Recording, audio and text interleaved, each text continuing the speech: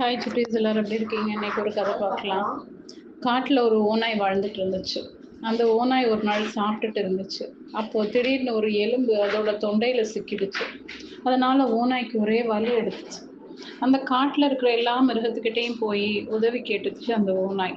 ஓநாயோட குணத்தை தெரிஞ்சுக்கிட்டு விலங்குகள் எல்லாம் எங்களால் முடியாதுன்னு சொல்லிட்டு போயிடுச்சுங்க. அப்போ அங்கே ஒரு கொக்கு வந்துச்சு. அப்போ அந்த ஓநாய் கேட்டுச்சு, கொக்காரே கொக்காரே, எனக்கு உதவி பண்ணுங்க, என்னோட தொண்டையில இருந்து எலும்பை எடுக்க என்னை காப்பாத்துங்கன்னு கேட்டுச்சு.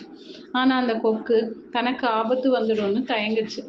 ஓநாய் சொல்லுச்சு, நீங்க எனக்கு உதவுனீங்கன்னா உங்க வாழ்க்கையில பெருசா நினைக்கிற பரிசு நான் தருவேன்னு சொல்லுச்சு.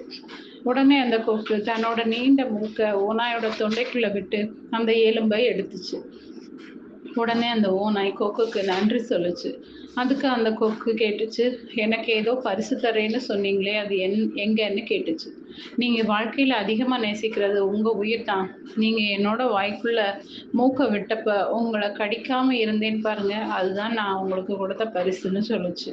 ஓநாயோட பேச்சு கேட்டு ஏமாந்துட்டமேன்னு நினைச்சது அந்த கொக்கு. இருந்தாலும் ஒரு உயிர் காப்பாத்தின திருப்தியில பறந்து போச்சு அந்த கொக்கு. ஓகே சுட்டேஸ், இந்த கதை பிடிச்சிருந்தா லைக் பண்ணுங்க, சப்ஸ்கிரைப் பண்ணுங்க, ஃப்ரெண்ட்ஸ் அண்ட் ஃபேமிலிக்கு ஷேர் பண்ணுங்க. கூடவே இந்த பெல் ஐக்கானையும் கிளிக் பண்ண மறக்காதீங்க. பாய்.